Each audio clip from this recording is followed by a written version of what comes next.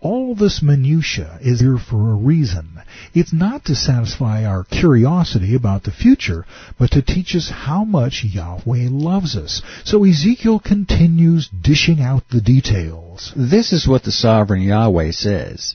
The east gateway of the inner wall will be closed during the 6 workdays each week, but it will be open on Sabbath days and the days of new moon celebrations. The 6+1 pattern of Yahweh's plan for us is reiterated again. Here we see that the gateway directly across the courtyard from the one Yahshua used to enter the temple grounds will be restricted in its use. The inner east gateway is reserved for the special periodic celebrations that speak so eloquently of the provision of God for His people. The prince will enter the foyer of the gateway from the outside. Then he will stand by the gatepost while the priest offers his burnt offerings and peace offering. He will worship inside the gateway passage and then go back out the way he came. Since King Yahshua used this inner gate, no one else may pass through it, not all the way. This is metaphorical, I think, of the Son of Man's approach to Yahweh, of His sinless perfection, something no other man has ever achieved. Prince David, though his heart is right before God, is not sinless except through the blood of Christ. He therefore cannot approach the throne of Yahweh through the same door Messiah did. None of us can. Significantly, however, the door of opportunity to live a sinless life is left open all day long during the Sabbath, itself a picture of the millennium. But no one who is not actually sinless may pass through it, and thus no one does, not even the prince.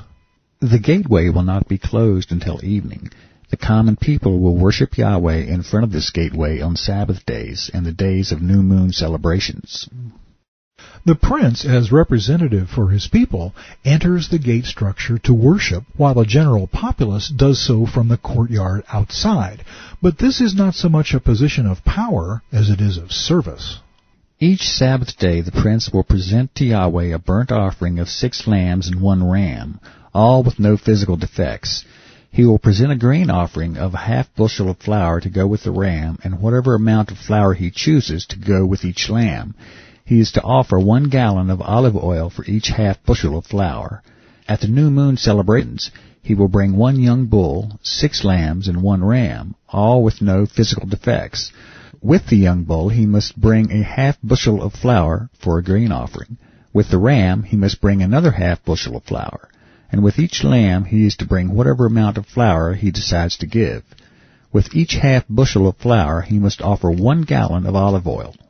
Again, we see the 6+1 pattern, 6 lambs and 1 ram, reminding us that Yahweh has planned for our redemption from the very beginning of creation.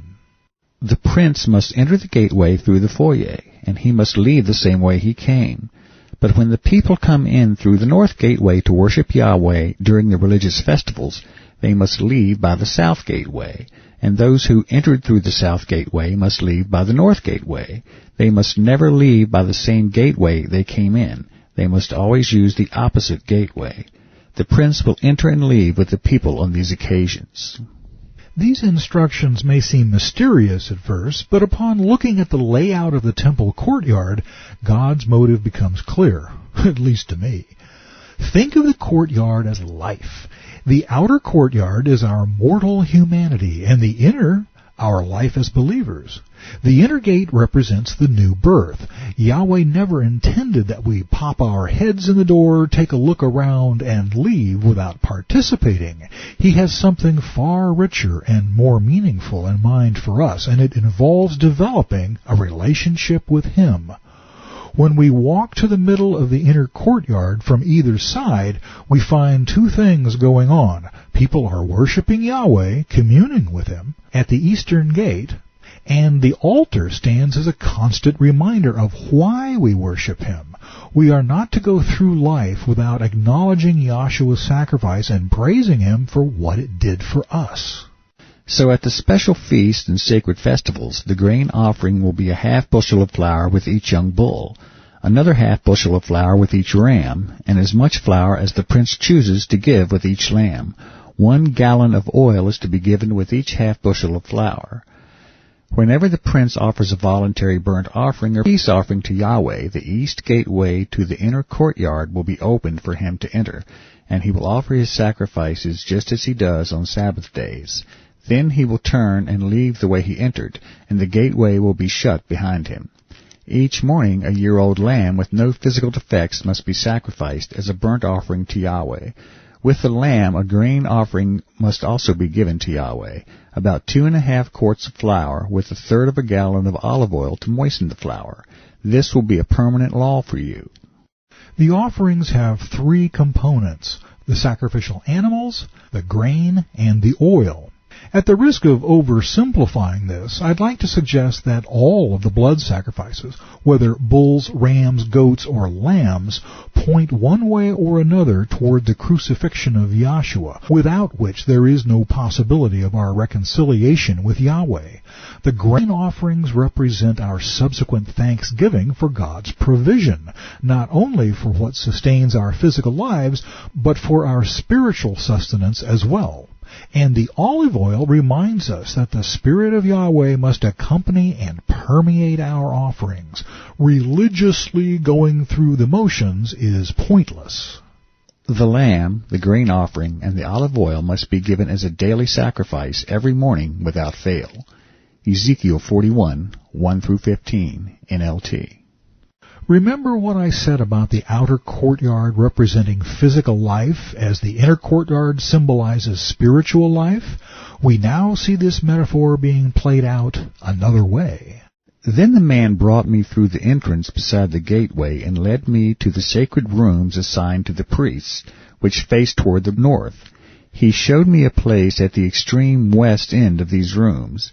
He explained, "This is where the priests will cook the meat from the guilt offerings and sin offerings and bake the flour from the grain offerings into bread. They will do it here to avoid carrying the sacrifices through the outer courtyard and harming the people by transmitting holiness to them." Or, as the New King James Version puts it, to sanctify the people. The point is that the sin and guilt offerings are a reflection of the sacrifice of Christ and are therefore holy. That is, separation is required. Only the priests could prepare them. People who have not availed themselves of the atoning power of Messiah's death cannot be saved by association with a replica of that sacrifice. Having a form of godliness is not enough. They must first enter the inner court, experience the new birth, for the atonement sacrifices to have any real meaning. That being said, there are also cooking facilities in the outer court, not for sin offerings, but for peace offerings. Then he brought me back to the outer courtyard and led me to each of its 4 corners. In each corner I saw an enclosure. Each of these enclosures was 70 feet long and 52.5 feet wide, surrounded by walls. Along the inside of these walls was a ledge of stone with fireplaces under the ledge all the way around. The man said to me, "These are the kitchens to be used by the temple assistants to boil the sacrifices offered by the people." Ezekiel 46, 19-24, NLT. These offerings are prepared not by the priests, but by their Levite assistants, and the people share in the feast. Peace offerings are fundamentally different from sin or guilt offerings. They are strictly voluntary. The animals sacrificed may be either male or female, and though they must still be spotless, deformed animals may be offered. If I understand this correctly, the picture is not so much of Christ's sacrifice as of our response to it, as Paul said, "As many of us who were baptized into Christ Jesus were baptized into his death. Our old man was crucified with him, that the body of sin might be done away with, that we should no longer be slaves to sin." Romans 6, 3 and 6. The peace offering is not offered by one seeking peace, but by one who has found it. Our word peace has a basically negative connotation, the absence of war or conflict.